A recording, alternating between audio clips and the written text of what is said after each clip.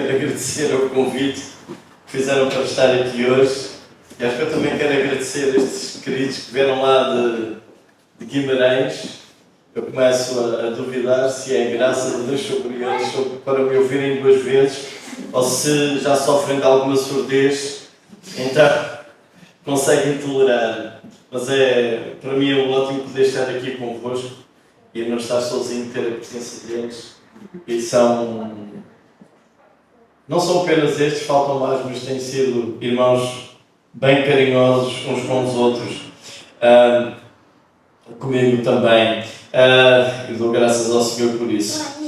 Eu quando estava a preparar para partilhar esta manhã, esta tarde, a palavra com os irmãos, a minha cabeça estava a oscilar entre dois textos seguidos, quase, e há pouco eu percebi porquê, porque foi o texto que o Jorge usou durante o tempo de ceia, então vamos nesse seguimento.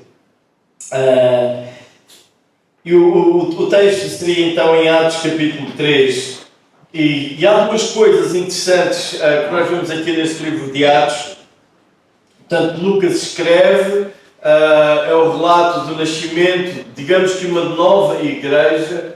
Como igreja é uma igreja inexperiente, tem uns poucos dias de existência como igreja. Quando lemos o livro de Atos, havia uma comunidade já de Israel, descendentes de Israel, depois havia uma comunidade de discípulos que tinham seguido o ensino e acompanhado o Senhor Jesus durante uns 3 anos, e depois temos então este relato em Atos com esta nova igreja. E os versículos que antecedem o capítulo 3 mostram então 4 coisas bastante importantes que estavam a basear a vida desta igreja. Nós temos isto de uma maneira de síntese.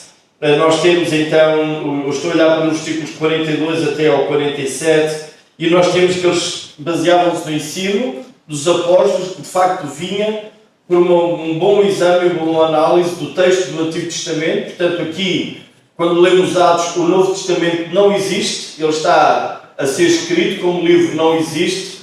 Lucas tinha escrito o Evangelho e está a escrever o segundo volume, que é Atos.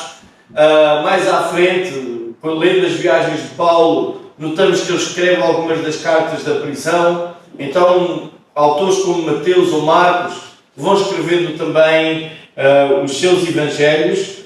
Então, este ensino dos apóstolos realmente era aquilo que eles tinham aprendido de Jesus, relacionado com a mensagem do Antigo Testamento, identificando Jesus como esse ungido, o Messias, o Cristo, mencionado no Antigo Testamento, e finalmente o conceito de perdão de pecados, de acesso a Deus, de libertação, a plenitude daquela expressão Deus entre nós, ou Deus no meio do seu povo, passa a ter uma forma muito mais concreta, não um local santíssimo, num tabernáculo ou num templo, não apenas Jesus, sendo essa forma encarnada de Deus, mas que ainda assim estaria ou em Galileia ou na Judeia, mas também depois da ressurreição e ascensão do Senhor, Deus em nós através da presença do Espírito Santo. Isso acontece tanto em Vila Nova de Gaia como em Guimarães, como em qualquer outro lugar do mundo, Deus presente em nós. Então este ensino apostólico na comunhão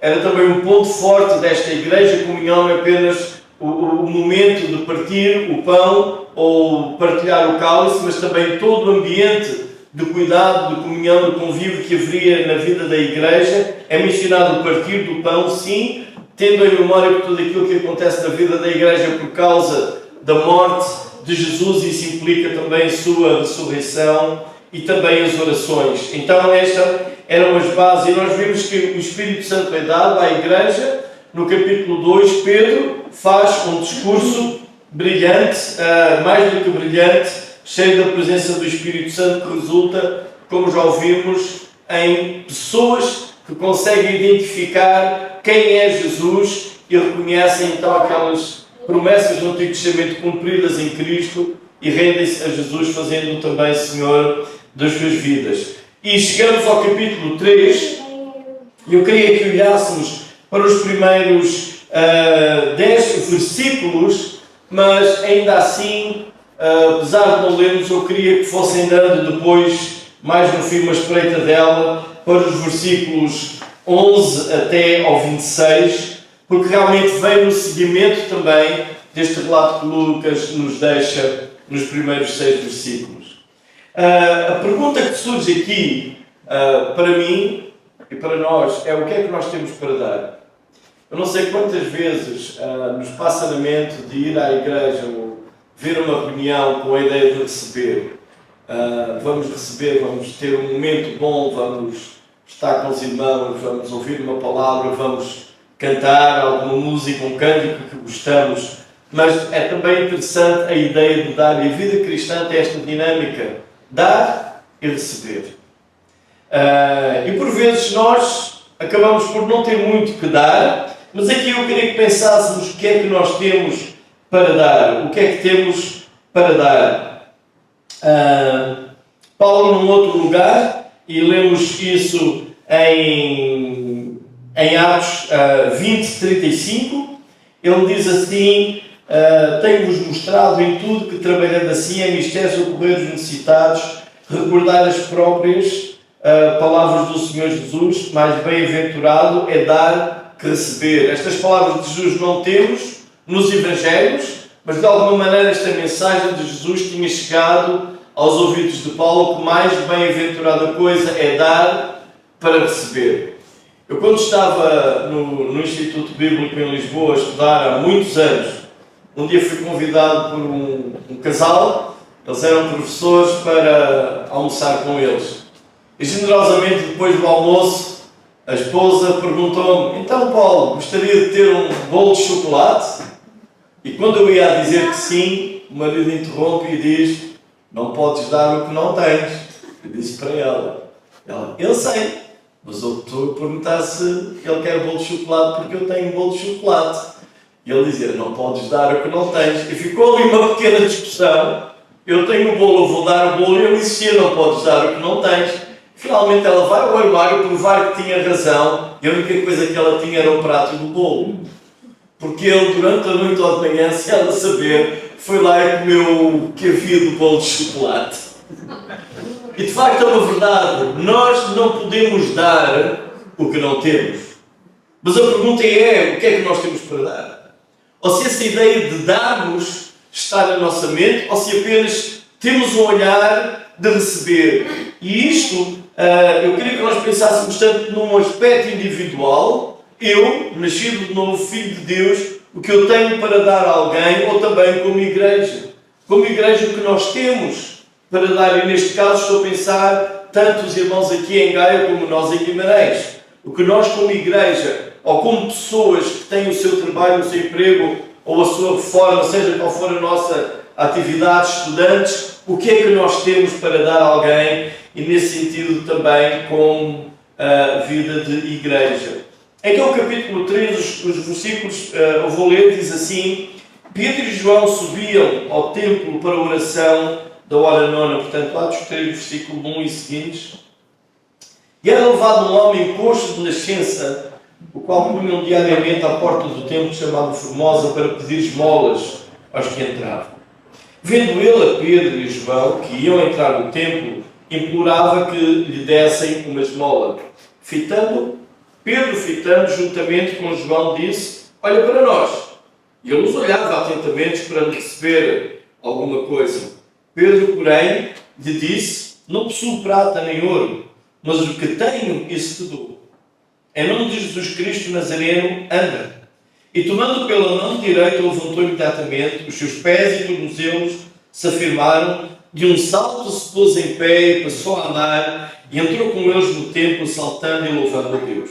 Viu todo o povo andar e louvar a Deus, e reconheceram ser ele o mesmo que esmolava, sentado à porta formosa do templo, e se encheram de admiração e assombro por isso que lhe acontecera. E os títulos a seguir, só dar uma pequena espreitadela, apegando-se ele a Pedro e a João, todo o povo ocorreu atónito para junto deles no pórtico chamado Salomão, e à vista disso Pedro se dirigiu ao povo dizendo, e aí inicia um novo discurso de Pedro, mas agora desta vez no templo. Mas não iremos olhar com mais cuidado esse texto. Para a gente se contextualizar, tinham É uma igreja nova. E Pedro e João, temos aqui um destaque. Eles tinham passado 3 anos com Jesus. Eu não sei o que seria a vida destes homens. Sabemos que Pedro, possivelmente, então ele teria sido também já desperto na sua curiosidade acerca da mensagem de João Batista. Depois ele conheceu Jesus. 3 anos fantásticos com novas perspectivas no ensino. A mensagem do Antigo Testamento começava a fazer sentido numa dimensão completamente diferente que ele estava habituado a ouvir de rabinos, que possivelmente ele iria ouvir numa sinagoga, e de passados estes 3 anos com Jesus, se calhar expectativas que vão tendo ascendência, o que é que irá aqui acontecer? De repente, o seu mestre deixa-se prender, entrega-se, vai à cruz e morre. Talvez o fim de um sonho. Não sei se eu fosse Pedro que eu estaria a pensar, foi uma ilusão, durou alguns anos, foi entusiasmante, mas afinal voltou tudo ao mesmo. E talvez imaginar o que será a dor de perder um amigo, um mestre, alguém com quem se passou tempo a aprender, mas depois há uma notícia que chega, uma notícia bastante estranha, é que aquele que se calhar tinha sido visto na cruz, morrer, agora vem dizer que ele está vivo. As coisas não funcionam assim, não é? Nós nunca estamos num funeral de alguém e depois encontramos a pessoa às compras mesmo no supermercado. Nós estamos, passados uns dias. Essas coisas não acontecem. Mas aqui, de facto, era verdade aquele que ele tinha a certeza que tinha morrido. Não apenas havia a notícia de que estava vivo, mas ele também pôde contemplar isso, Pedro e João. Era verdade, ele esteve com eles, comeu com eles, falou com eles, e numa dessas ocasiões, no versículo 4 e 5 do primeiro capítulo de Atos, lemos: e comendo com eles, determinou-lhes que não se ausentassem de Jerusalém, mas que esperassem a promessa do Pai, a qual disse ele: de mim ouvistes, porque João na verdade batizou com água, mas vós sereis batizados com o Espírito Santo, não muito depois destes dias. Então já havia essa promessa, que aqui foi cumprida também no capítulo 2.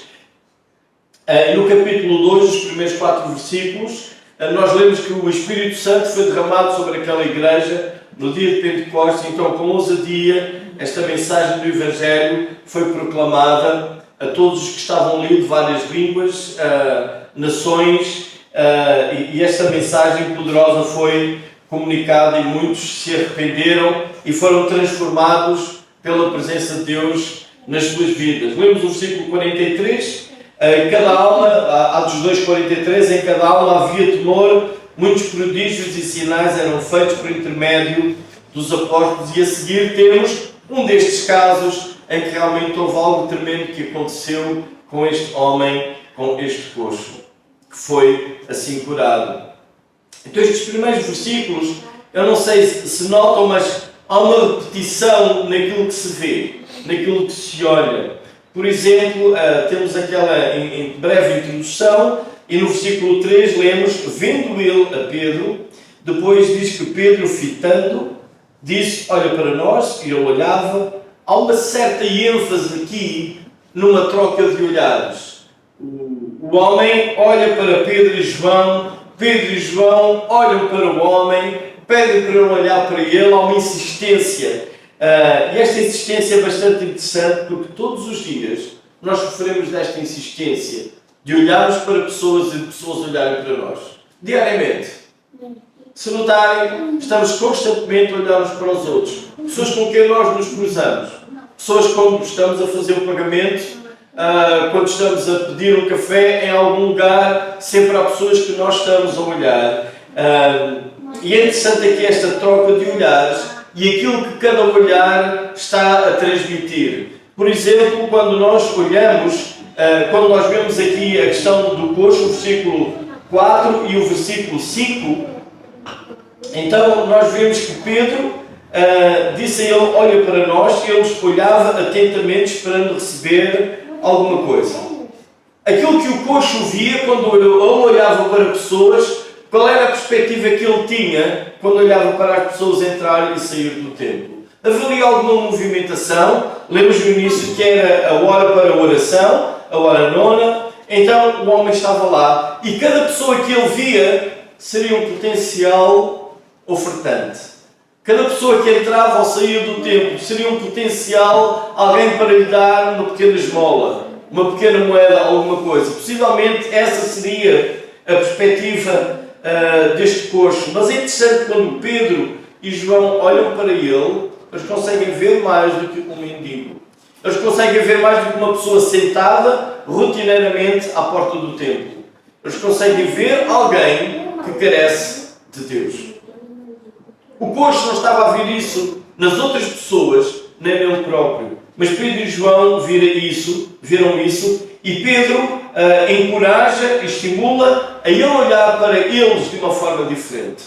É interessante esta construção que diz, vendo ele a Pedro e João, implorava. Então este homem estava sentado, viu Pedro e João, implorava, olhava para eles e implorava uma esmola. E eu fico surpreso quando o versículo 4 diz que Pedro diz assim para eles, olha para nós. Eu se fosse um mendigo, eu dizia assim, olha, eu já estou a olhar para ti há muito tempo, eu queria olhar para o dinheiro que podia vir da tua mão.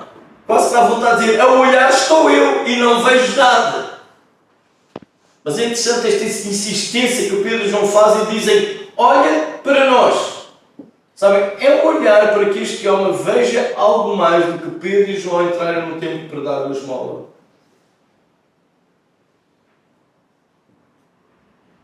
Estes homens encorajam este coxo a olhar para eles numa expectativa diferente. E a questão que se coloca é o que Pedro e João tinham para dar a ele. E lemos o versículo 5. Eles olhavam atentamente esperando receber alguma coisa. Então, há aqui diferentes olhares. Pedro e João não estavam a olhar para este homem para lhe dar alguma coisa que este homem esperava. Mas eles estavam a olhar para este homem com uma motivação, uma intenção de lhe dar alguma coisa que ele não esperava, mas de facto era isso que ele necessitava. Enquanto que o homem esperava, ele olhava para eles na esperança que lhe dessem aquilo que ele achava que precisava, mas de facto não era o que ele precisava. Se isto ficar um bocadinho confuso, não se preocupe. É capaz de acontecer. Mas a questão é, todos os dias quando nós trocamos olhares com pessoas, como é que elas olham para nós? Como é que nós olhamos para elas? Amanhã, ou ainda hoje a sair daqui, nós vamos cruzar com pessoas. Vamos falar com elas. Quem são essas pessoas para nós? Desde o versículo 2, era levado um homem coxo de nascença, o qual punham diariamente à porta do templo chamada Formosa. Pedro e João tinham ido lá hoje. Mas ontem onde é que o homem estava? Tinha estado lá também. E anteontem? Ele também tinha estado lá. E provavelmente amanhã onde é que o homem iria estar? Ia estar lá também. Porque era hábito. E quem era este homem? Nada mais do que um mendigo sentado à porta do templo a pedir esmolas. E nós entramos e saímos. Talvez é apenas a mulher da caixa do supermercado. Não é mais ninguém. Nós entramos e saímos. Talvez é apenas um colega da escola, talvez um colega de emprego, um patrão, é alguém que está a conduzir um autocarro, seja lá quem for. Não é mais ninguém. Alguém que olha para nós, porque quer que a gente pague, porque está a fazer o seu trabalho, e nós passamos e vemos apenas aquela pessoa com esta dimensão meramente prática de troca de valores, de dinheiro, de coisas assim. Não conseguimos ver nada mais do que isso. 5 vezes que esta insistência aparece aqui. Mas o que nós temos é uma visão diferente. Pedro e João viram nele um homem que precisava de Deus. E demonstraram o poder de Deus para ele. Nos olhava atentamente esperando receber alguma coisa. Pedro, porém, lhe disse, não possuo nem prata nem ouro, mas o que eu tenho te dou. Em nome de Jesus Cristo Nazareno, anda. Sabem o que é isto? É uma mesmice de vida. Portanto, uma rotina. Todos os dias aquele homem era colocado ali no templo, que contrasta com uma novidade de vida. A rotina deste homem era não andar e ficar à porta do templo. aquilo que João tinha para dar, juntamente com Pedro, era algo que iria quebrar essa rotina diária. Iam pôr o homem a andar e aquele homem não ia mais ter necessidade de entrar ao templo. E o fenómeno disto não é que o foco não era este homem, mas onde notar a quantidade de texto que Lucas narra com este milagre, que vai do versículo 1 até ao 10, e depois o cuidado que Lucas tem de escrever o discurso de Pedro, vai do versículo 11 até ao fim do capítulo 4, ao versículo 26. E aí o que é que nós temos? Uma mensagem de arrependimento, diz o versículo 19, arrependei-vos, pois, convertei-vos para serem cancelados os vossos pecados, a fim de que da presença do Senhor vejam tempos de refrigério. Temos um contraste muito grande entre aquilo que é a vida deste homem, uma rotina diária, como por vezes nós estamos acomodados à nossa própria vida, à vida das pessoas, em que a única coisa que temos para dar, às vezes nem é um bom dia. Entramos e saímos tudo mecanicamente e não conseguimos distinguir que estas pessoas com quem nós nos cruzamos diariamente são pessoas que precisam do perdão de Deus nas suas vidas, da graça de Deus nas suas vidas, da misericórdia de Deus nas suas vidas. E nós estamos completamente aliados disso. Estamos apenas preocupados com a tarefa que nós vamos fazer. E notem, a tarefa de Pedro e João era nobre. Eles não foram ao supermercado comprar comida. Eles foram ao templo para a hora de oração, para o tempo de orar. Ainda assim eles conseguiram distinguir este homem. Então fica aqui um alerta para nós, esta ideia de que eu tenho para dar. Depende de como é que eu estou a olhar a minha vida. Se é uma série de eventos rotineiros, de tarefas que eu tenho que fazer, de missões que eu tenho que desempenhar, ou objetivos que eu tenho que alcançar em cada dia, ou se eu estou atento e estou a discernir aquilo que Deus quer fazer em mim e através de mim, olhando para os outros, sem esquecer esta dimensão da mensagem do poder do Evangelho. E notem, o texto termina com uma mudança completamente nova. Se o texto começa com uma rotina e o homem que era diariamente posto no templo, o texto termina com uma grande novidade. Diz que conheceram ser ele o mesmo que esmolava assentado à porta formosa do templo e se encheram de admiração e assombro por isso que lhe aconteceram. E como é que eles sabem que isto aconteceu? Viu todo o povo andar e louvar a Deus. E esta é uma mudança tremenda que nós temos aqui neste texto. Alguém que saiu do seu estilo de vida rotineiro, talvez com esperanças de curto prazo, uma moeda por quem passasse seria muito bom. E de repente esta vida é transformada e ele está a andar e está a louvar a Deus.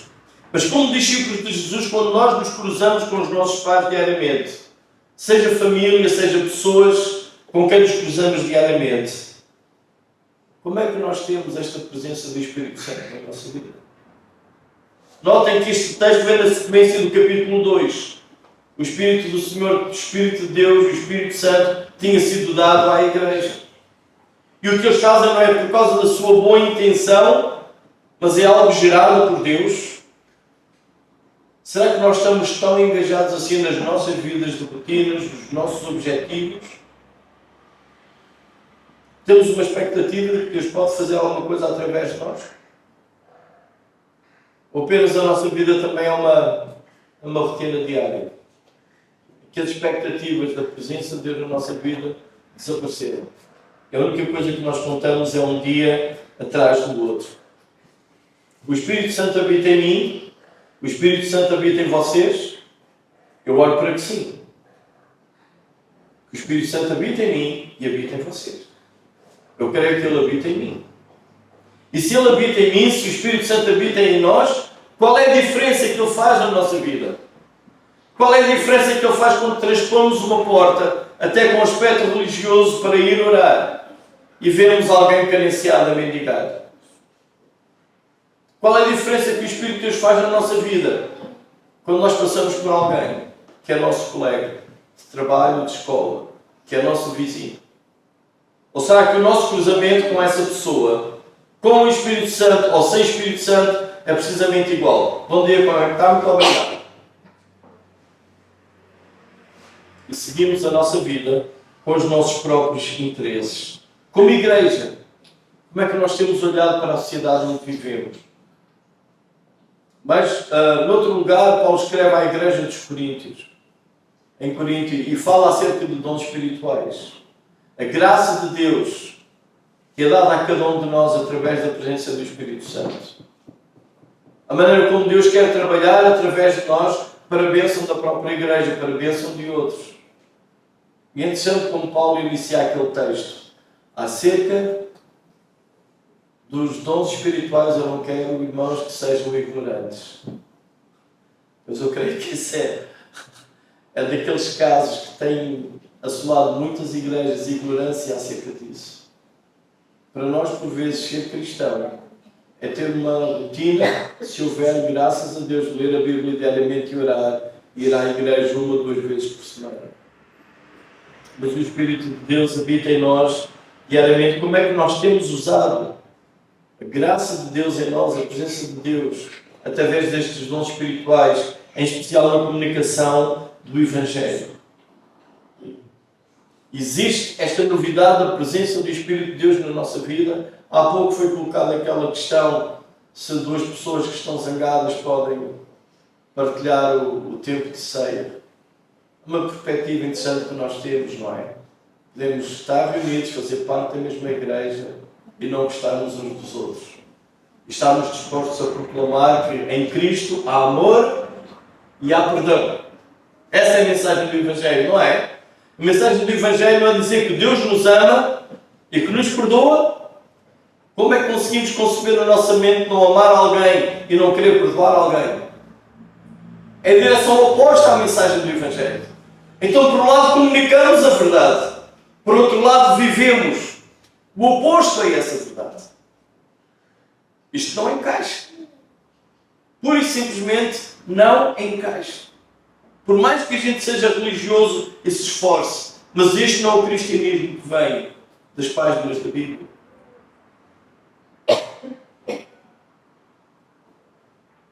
Romanos 6,4 diz assim, eu vou ler uma tradução, a Bíblia para todos, o texto fica mais claro, mas Paulo escreve assim acerca desta ideia de rotina de vida, ou da presença de Deus em nós, que nos acorda e desperta para uma transformação e uma vida diferente. Ele diz assim, pelo batismo, fomos sepultados com Cristo e tomamos parte na sua morte. Assim podemos viver também uma nova vida, à semelhança de que Ele ressuscitou da morte pelo poder divino do Pai. Talvez estão mais habituados a esta ideia, a esta expressão, demos nós em novidade de vida. Mas a ideia que nós temos aqui é uma nova vida. E esta nova vida que nós temos, por vezes ela acaba por ser uma velha vida. Cheia de tradições. Cheia de costumes. Cheia de manias nossas que vamos organizando ao longo dos anos. Que não são conforme a mensagem do Evangelho. Mas acabam por ser uma proteção que nós desenvolvemos para nos protegermos dos dissabores, das tristezas, dos males que sentimos que os outros nos têm feito. Mas, queridos, a mensagem do Evangelho é precisamente esta novidade de vida. E podemos ter alguma coisa nova para dar a alguém. O que temos para dar, Pedro e João dizem, não temos prata nem ouro, não tinham dinheiro. Mas uma coisa eles tinham, Deus neles. E isso eles podiam partilhar. E neste caso, pela graça de Deus, a forma que eles podiam partilhar Deus neles foi esta autoridade que eles tiveram sobre esta doença que o homem tinha. E que diz que de um salto, este homem se pôs em pé. Notem que eles não têm em si mesmos algo para dar, mas eles dizem, o que eu tenho, isso te dou em nome de Jesus. Anda. Não era em nome de Pedro ou em nome de João. É em nome de Jesus. É a presença de Deus neles que faz esta dinâmica, esta transformação. Meus queridos, qual é a novidade de vida que eu e tu temos para dar a alguém que possivelmente amanhã se vai sentar no nosso lado? Que palavra nós temos para dar a alguém? Que Deus nós temos para apresentar a alguém? Possivelmente amanhã vai estar ao nosso lado. Quando houver trocas de olhares, será que eu posso dizer, olha para mim? Da mesma maneira que Pedro e João disseram, olha para nós. Olha para nós. Temos algo que posso dar. Será que eu posso dizer isso a alguém? Olha para mim e ter alguma coisa que eu posso dar àquela pessoa para transformar aquela vida? Possivelmente não temos um dom de curas para curar um coxo ou curar alguém que está infectado com Covid, se bem que agora esses casos drásticos já não são tão comuns, mas foram. Alguns de vocês aqui se calhar perderam ou passaram por momentos de crise ou perderam entes familiares. Talvez não temos um dom de curas para entrar no hospital e curar toda a gente. Mas nós podemos ter capacidade para orar por alguém. Ou não podemos. Se calhar podemos parar ao pé de alguém e orar por ela. Temos graça e capacidade para amar alguém. E demonstrar de uma forma prática compaixão e amor de Cristo para com essa pessoa. Talvez nós podemos olhar para nós e perceber que em nós há graça suficiente para perdoar alguém. Se calhar temos retido esse perdão. E temos em nós, porque o Espírito de Deus habita em nós. Amém? Ou será que em nós não existe a graça de amar? Será que em nós não existe a graça de perdoar? Será que em nós não existe a graça de interceder por alguém que está longe de Deus ou está a sofrer? Será que eu tenho para dar a alguém uma mensagem de libertação, de novidade de vida? Será que eu sei apresentar o Evangelho para alguém? Ou tenho que dar o número de telefone de outra pessoa? Sabes explicar melhor essas coisas de Deus do que eu? Porque a única coisa que eu sei é na igreja e a hora do culto. Também sei João 3,16. Deixa eu ver o que é que eu mais sei. Sei Gênesis 1 também. É relativamente fácil. E sei mais uns versículos assim, mas eu misturo-os todos. Eu sei que estão todos entre Gênesis e Apocalipse. Mas há um irmão lá na igreja que ele sabe muito bem. Vai ter com ele, porque eu para dar não tenho nada. Talvez a única coisa que eu tenho para dar são as minhas queixas. Não tive férias, ponho coisas no Instagram e no Facebook, não tenho likes. Isto hoje é um dilema desgraçado.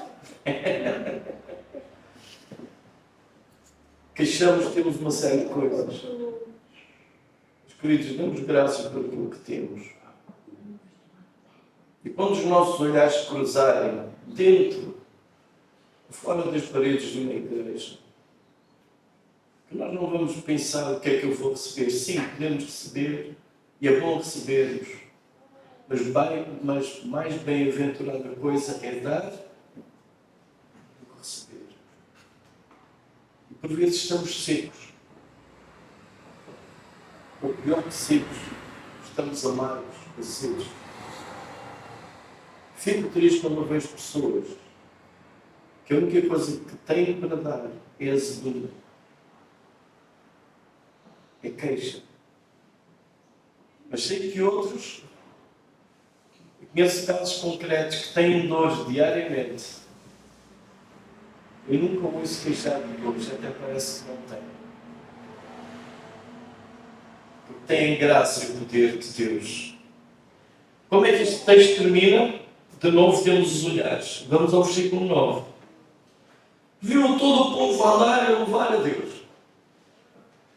Esta troca de olhar dos homens de Pedro e João, que vem o coxo, do coxo, que vê Pedro e João, acaba por se expandir, por se alastrar a todo o povo, que agora vêem este homem que, em vez de estar a pedir esmola, ele agora está a andar e está a louvar a Deus. Em vez de ficar parado a pedir, ele agora está a andar e está a engrandecer Deus. E esta é a novidade de vida. Não sei há quantos anos vocês entregaram as vossas vidas a Jesus. Mas queria que puxassem pelas vossas memórias. Se calhar vão pensar alguma coisa assim, quando eu conheci Jesus, eu fazia, eu pensava, eu tinha, eu. E agora? Agora já não. Agora já sou um crente maduro, vou à igreja sempre me fico quieto e calado. Já não. Meus queridos, essa não é novidade de vida. Novidade de vida é o que este homem agora estava a fazer. E ele andava e louvava a Deus. Há este louvor, estas palavras de gratidão e a ação de graças que saem da nossa boca. Mas ainda assim há uma coisa que me entristece neste texto. Apesar deste milagre, apesar disto, parece que falta uma linha que diz que além das pessoas ficarem admiradas e com assombro, deveria haver e converteram-se mais uns tantos mil, ou 100, ou 200, ou 20. Como linha, lemos atrás há pouco, mas aqui essa linha não existe. Possivelmente porque estas pessoas a única coisa que viram foi um coxo que ficou a andar. E pouco mais do que isso. Não entregaram as suas próprias vidas a Deus. Não temos esse relato aqui, infelizmente. Mas no discurso da comunicação da mensagem de Pedro, sim, isso temos. Sabem, nós vivemos dias em que se busca muito aquilo que é o visível, que é o sensível, que é o palpável. Por vezes aquilo que atrai pessoas é precisamente a dimensão do milagre. Ou no nosso caso, a nossa sociedade, uma questão de música. Ou seja lá o que for, para atrair pessoas. Mas isso é tudo? Não. Isso não é tudo. Ele notar que estas conversões que acontecem no Novo Testamento não é tanto por causa daquilo que se vê ou daquilo que se sente, mas por causa daquilo que se ouve, da pregação efetiva da palavra de Deus. E Paulo escreve num outro lugar em Romanos 10:17, assim a fé vem daquilo que se ouve, e o que se ouve é o anúncio da palavra de Cristo.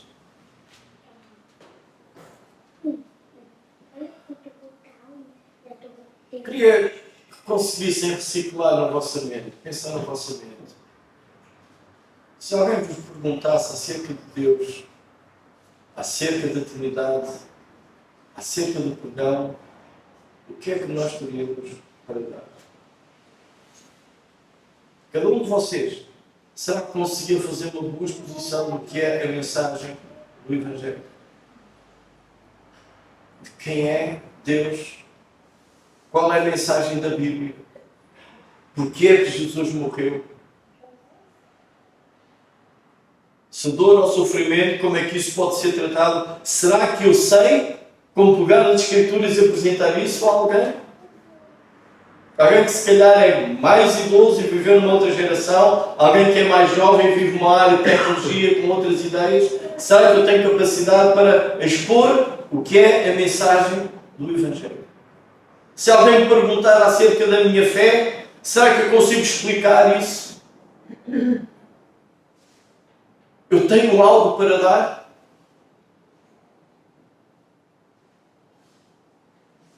Porque o que as pessoas mais precisam nos nossos dias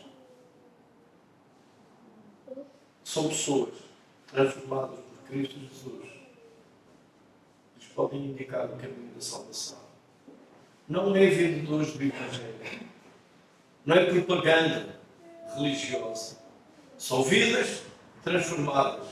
Alguém pode dizer, olha para mim, eu tenho uma coisa que eu te posso dar. Essa coisa que eu te posso dar é partilhar a nova vida que eu tenho em Cristo Jesus. Eu estou perdoado. Eu consigo perdoar. Eu sou amado. Eu consigo amar. Se calhar, apesar de complicações da vida, eu tenho paz. Ou eu tenho alegria. Por vezes nós temos uma mensagem unicamente teológica. E todo este conteúdo precioso da mensagem do Evangelho desapareceu da nossa vida. Porque nem temos paz, nem temos alegria, nem temos amor, nem temos perdão. Pouco temos para oferecer.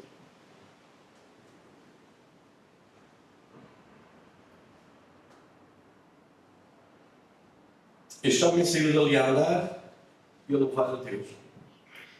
Seria tremendo se daqui a um ano, nós que estamos aqui, pudéssemos ter tido uma troca de olhares como este Pedro e João tivessem.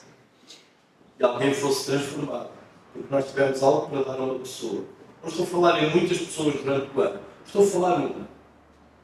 E daqui a um ano, Deus desse graça para eu estar aqui de novo em vocês. E cada um de nós tivesse um destes postos. Que saiu do seu estilo de vida a cochear, porque um dia trocou um olhar connosco. E pela graça de Deus, ele saiu da sua rotina de vida. Começou a ter uma vida nova em Cristo. Ou acho que as cadeiras que estão aqui iam ter que ser aumentadas, certamente. Se daqui a um ano isso acontecesse. Cultivem esse desejo no vosso coração. Tanto em plano individual como de igreja. Sermos nós. Não ser outro. Não ser alguém. Ser eu. Pergunta a ti próprio. O que é que eu tenho para dar? Porque se o Espírito de Deus habita em ti, tu tens para dar. Tu tens para dar. Vamos orar.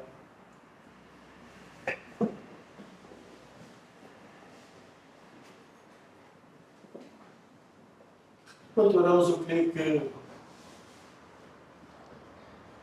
identificassem algumas barreiras que há na nossa vida. Que há na minha vida e na tua vida. Barreiras que nos impedem de falar desta graça maravilhosa de Deus em nós. Talvez é medo, talvez é desleixo, talvez seja ignorância, eu não sei. Mas seja o que for, põe isso diante do Senhor.